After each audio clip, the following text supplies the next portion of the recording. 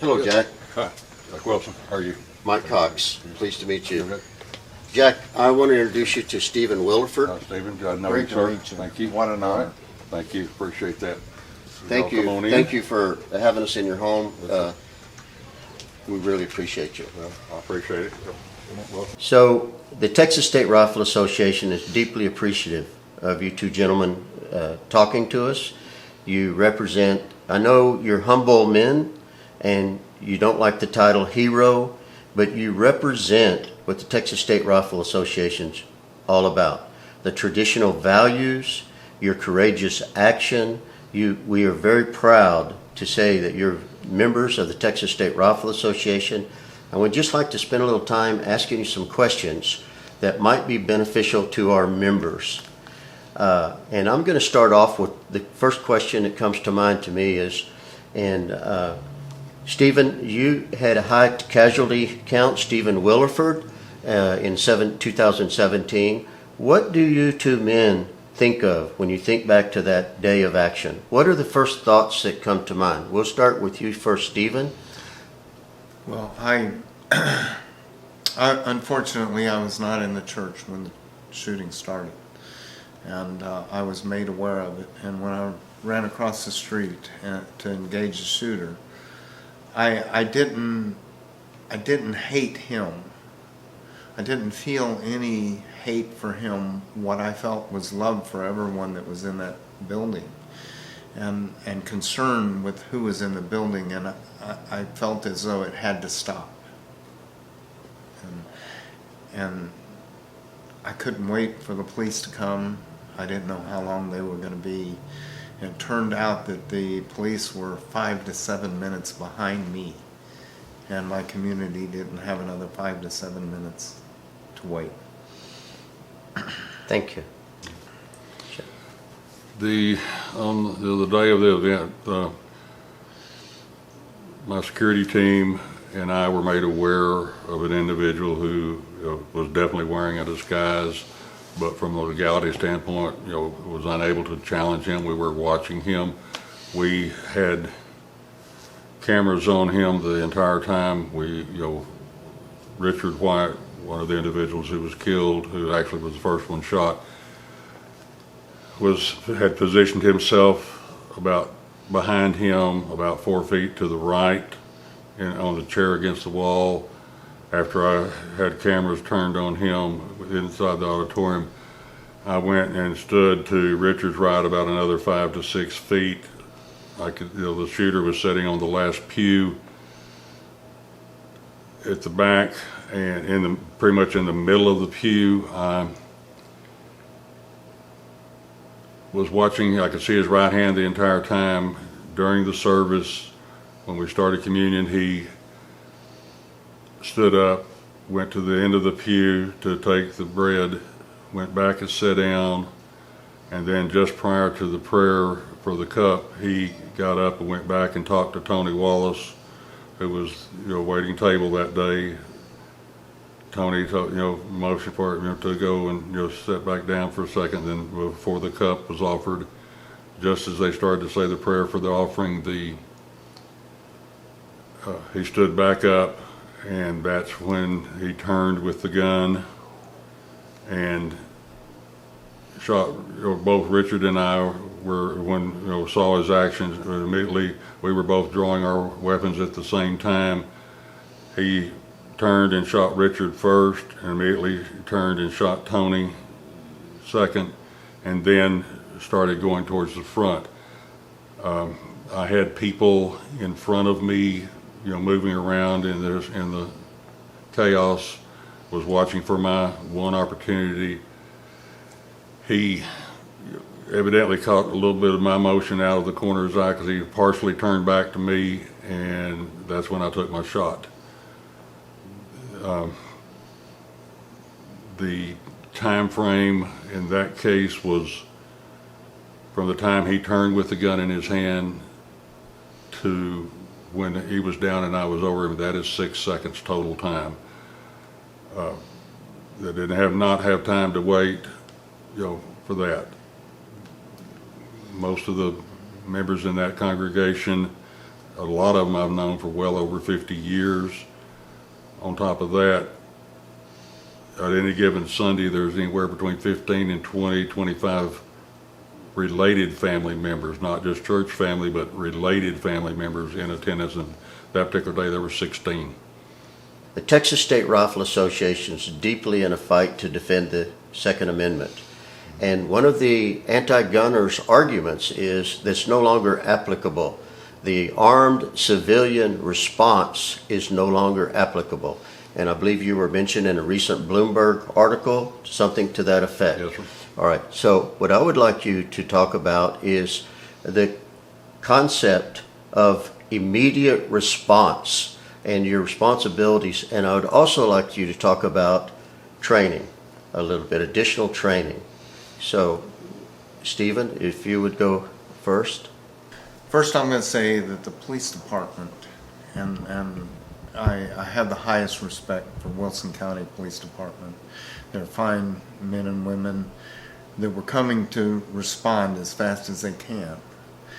In response to saying that there's no need for a civilian to have a gun, I confronted a shooter that had on Class 3 body armor and was murdering my community. The police department was coming as quickly as they could, and there's estimate between 5 and 7 minutes they were behind me. And they don't like to talk about the fact that I used an AR-15. I ran across the street, and when I opened up my safe, if you've got a choice between a pistol or a rifle, always choose a rifle. I grabbed a gun that I thought that I could be best served me at that moment. My daughter had told me he was in black tactical gear. I didn't know what she meant by tactical gear until I saw that he had on Class 3 body armor. And he was moving and shooting at me at the moment. And he put shots in the truck in front of me. He shattered the windshield of the car behind me, hit the house behind me. Had I not been able to use an AR-15, I may have been counted among the casualties that day. And I'm going to tell you that if you're shooting at flat targets and just standing at a range and shooting at a target, you will not be able to confront an active shooter. You won't be able to move into gunfire. You won't know what to do. If you don't train your mind to do what it needs to be trained to do, when high stress happens, you won't know what to do. If you don't train moving and shooting and being able to hit a target while you are, then you probably won't do anything. You'll probably stay in your house or stay in your vehicle or whatever it is. And I'm not saying that someone with just a permit shouldn't carry. I'm saying they should, but they will probably protect just themselves and those around them. You're not prepared to come into active gunfire if you have not trained your mind and your muscle memory. You won't be able to do it. And the TSRA and the NRA, they have programs to train. You are both instructors in NRA, and you're a licensed to carry instructor. Can you address that? Talk about that? Yes, I've been a CHL/LTC instructor, for the state of Texas since 1995 when the program was first initiated. In fact, I was in the second class that DPS offered for instructors. I'm also a TCOL instructor. I'm also a firearms instructor and a current FFL. One of the things that I work with when students come just to get the CHL is one of the things that I tell them after the qualification is that's not the end of the process, that's the beginning of the process. Specifically, those members of the church security team, we had expended in excess of well over 300 man hours in training in the last 2 years, not just shooting static paper, stand-up paper target, on the move, shooting multiple targets, what's called command call targets, where you shoot, whatever, the instructor calls to shoot, from a setting position, from a kneeling position in some cases, and walking actually into the target area, not away from it, where you're actually walking towards the target, taking shots. Every time your foot comes down, you take a shot. Being comfortable with your firearm, understanding your firearm, and the firearm has to fit the individual, not just because someone says this is the gun you need. I'm an NRA instructor also, and I take instructing people very serious. Also take it as a huge compliment once I can get someone very comfortable to picking up their weapon and producing it and taking the shot with them not knowing what they're going to be shooting at until I give the command. And that's what we focus on. That's what we work diligently towards, to get them, very much, to that level of comfort. So both of you gentlemen are aware of the extreme risk to our gun owners' rights, to the Second Amendment rights that we're facing in Texas now because of the political situation and the anti-gun left, mostly funded by Bloomberg and out-of-state money, is trying to buy Texas elections and turn it liberal and Democrat. And they're campaigning on an anti-gun platform. It's very dynamic, it's threatening, it's very scary. Stephen, I know you're scheduled to attend a rally Monday in Virginia. That is reflective of what the threat we face here, because they're investing tremendous amount of money to try to recreate Virginia here. Do you care to say a few words about that? Yeah, I'm going to say that, the liberals have moved in from Washington, D.C. and Maryland and stuff, and moved down into Virginia. And they have taken the House, the Senate, and the governor's seats.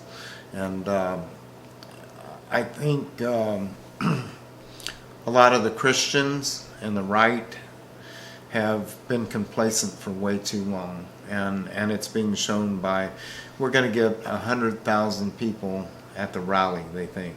And we're sure hoping that we get at least 100,000. And it would be nice if we got more. But we need to not be complacent anymore. We can't. We have to stand up. And we need to stand up before the fact. Virginia kind of lost its way, and a lot of the voters stayed home, and they were able to take the House, the Senate, and the governor's seat. And now they're trying to take it back. And the gun owners are standing up, and we need to understand that Ronald Reagan himself said it best when he said, we are only one generation away from losing our rights in our country. And he said, let it never be said that I sat with my granddaughter and tell her about a nation that once used to be free. We have to stop this now.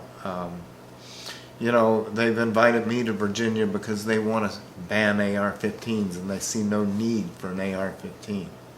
And yet, I used an AR-15 to defend my community, the very gun they want to ban.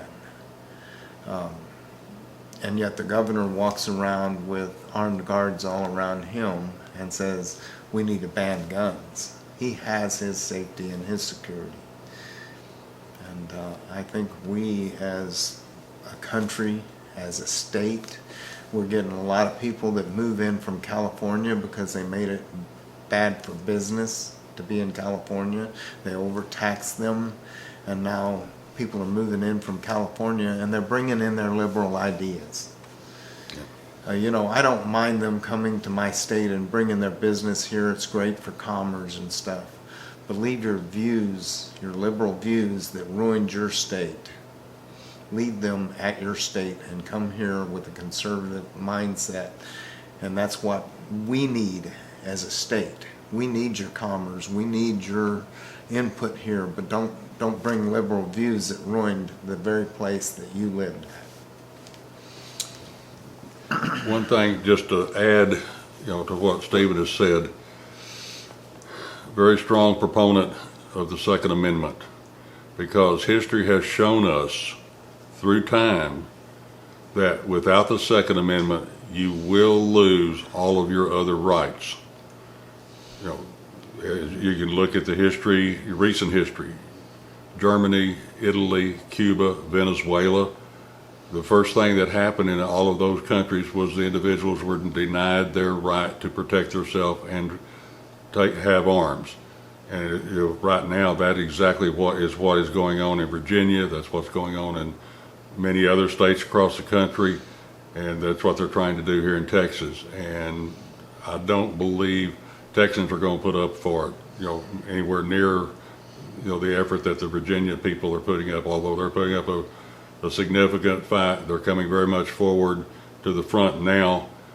But you've got to stand up now, because again, if you lose your Second Amendment rights, you will lose all other rights. Gentlemen, Texas State Rifle Association is fully committed in this fight. We will never compromise. I just want to tell you that you realize you're the gun grabber's worst nightmare. They can't counter your actions. They can't counter you. Now, so you have many, many enemies out there. I feel great that you're both faithfully armed and trained and prepared. Now, Jack, could you talk for a minute? We are so proud of you and the TSRA, both of you. We're so proud of you. But the governor recently gave you a medal. Could you tell us a little bit about this medal? When the governor came to Richard's funeral service, he and I had a private conversation. He invited me to come to Austin on the 13th for presentation of the state's Medal of Courage, and he made the presentation at the governor's mansion. We were invited to come to attend that. Invited all of my family, my immediate family, with the exception of 2 were there. There was 19 people from my immediate family were able to be there and witness that. As I previously stated, I'm sorry. That's a modern day distraction. Everybody, all viewers would recognize it. We were invited to that. As I've previously stated, I do not see myself as a hero, although that moniker has been given to both Stephen and myself. I personally see myself more as a protector, because, as I've stated, the members of my church family, I'm a protector of them, also a protector of my whole family that attends there every Sunday. So those are the things that I choose to do, is to protect, not to be a hero.